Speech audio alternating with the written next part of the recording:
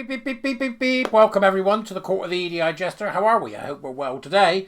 It's November. Starting to feel like it too, isn't it, out there? A bit drizzly and cold and dark. Not pleasant for anyone, I must say. First off, become a warrior teacher. Come and join us. Well, November's with us. We're already starting.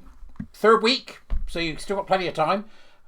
Links as usual in the doobries. I've had a really interesting couple of days, but in particular because I was drawn to a series of tweets by the marvellous people at Bayswater Support. Bayswater Support offer support to parents and have been in this game a long time. They put up a series of tweets asking about the efficacy and ethical nature of experimentation on children in the name of trans.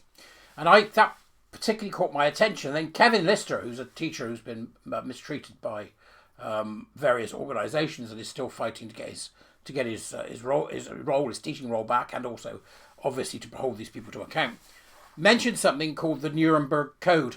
And I thought it might be interesting if we explore that, because I would be very interested in getting your take on whether you think gender-affirming care, as they call it, gender-affirming medicine, actually fits the bill. It's my personal opinion that it doesn't. But let's take a look, and then you can let me know whether you think that the experimentation that's being carried out, not just on children, by the way, but adults, which in the name of gender-affirming care, is a horror show that seriously just needs to stop.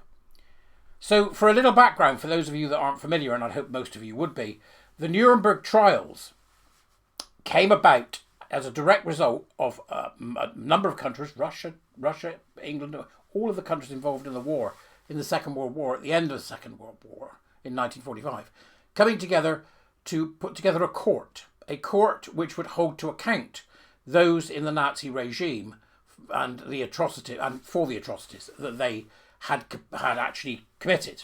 And part of that was looking at medical experimentation, which was carried out in the camps. So that was a really key point in history when the Nuremberg trials took place. It was the first time everybody came together and said, what are you doing? It's actually the first time the idea of genocide became a thing, because that was very specific into what it was. Very, very specific. And then in 1961, which was not a long time at all, really, after the war, a brilliant film came out called Judgment at Nuremberg. And the film Judgment at Nuremberg, which starred Spencer Tracy and a host of other stars, including Marlene Dietrich and Judy Garland, was the first time, really, that the American people had ever seen the atrocities that had been committed in the camps. And it used various documentation from the Nuremberg trials to give a picture of what was going on in those times. If you've never seen it, I recommend that you do. It's worth an afternoon to give it the time. But what's particularly interesting about that one is that particular story is about the judges. How do we deal with the judges that were involved with, for example, enforcing laws that were so hideous during the Nazi regime? But they also dealt in that particular Nuremberg trial and the Nuremberg Code that followed with what is permissible as far as medical experiments are concerned, and they came up with the 10-point Nuremberg Code. So let's just go through these, and then you can tell me whether you think gender medicine falls foul of this, because I think it does. So here we are.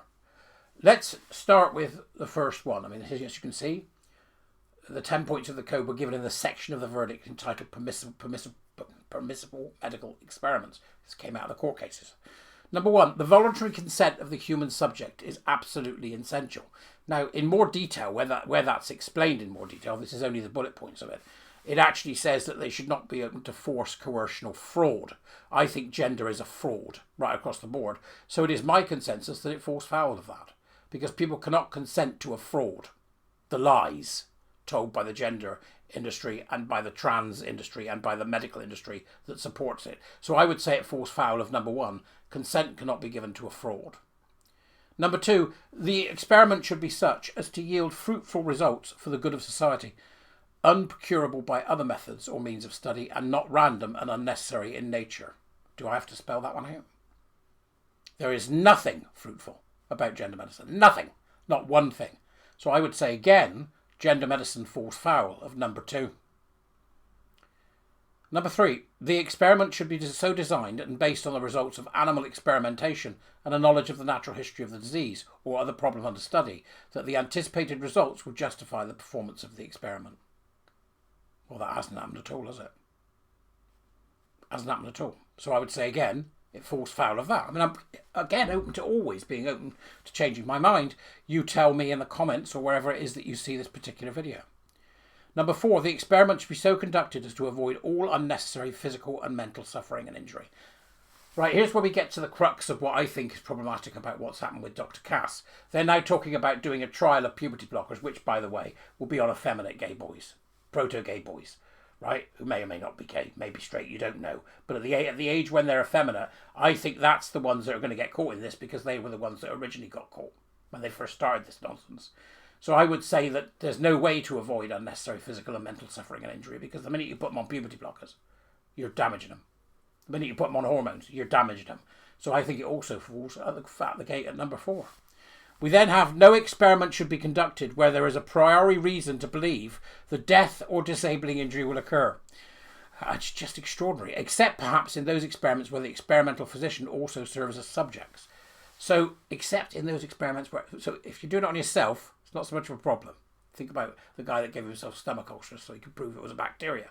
But there is no way on God's earth that we can say that anything to do with trans surgery does anything but cause a disabling injury.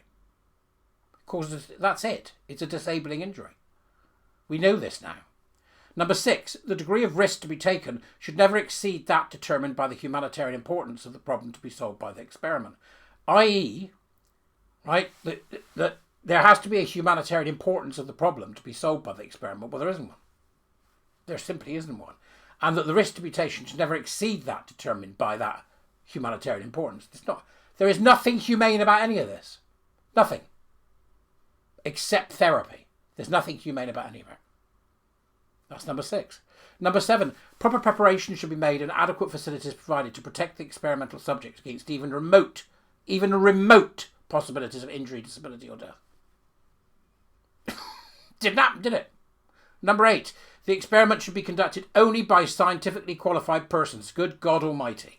In the entire trans train, we know now that we've had LARPers, people lying about their qualifications, cultural students. I mean, you only got to look at that list of 500 idiots who signed against Cass to see that we've got people involved in this that are in no way qualified to even speak on it. Not least of all, the vast majority of the training organisations, like the Proud Trust, who are currently going around indoctrinating children in Manchester.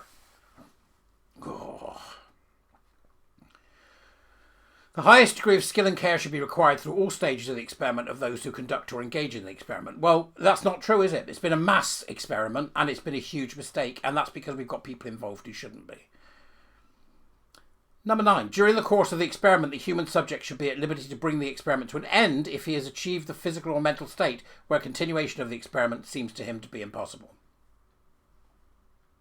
People have done that. People have gone, I don't want to go ahead with it. You see what happens to them when they do? How the trans nutters go after them.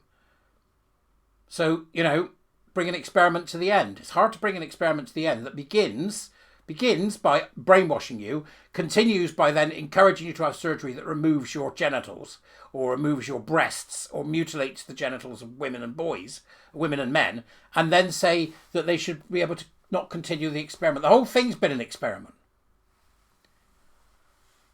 During the course of the experiment, finally, number 10, the scientist in charge must be prepared to terminate the experiment at any stage. Yeah, that never happened, did it? If he has probable cause to believe in the exercise of the good faith, superior skill and careful judgment required of him, that a continuation of the experiment is likely to result in injury, disability or death to the experimental subject. I don't know what to say about this. Thanks very much, first of all, to Bayswater and to Kevin Lister. I put those links down there. I don't want to go through what they'd said because what they said is also worth a read, and you can read it on the Twitteroids, right? But I thought it might be interesting for us to take a look at this because I think what happened at Nuremberg, post Nazi Germany, is worth looking at because we need a Nuremberg of our own. And then the question becomes, who exactly is it we're going to put on trial? And I'll leave you to tell me who you think should be on trial. Because that is where this will naturally end. All right? So go well. I'll see you later. Bye-bye.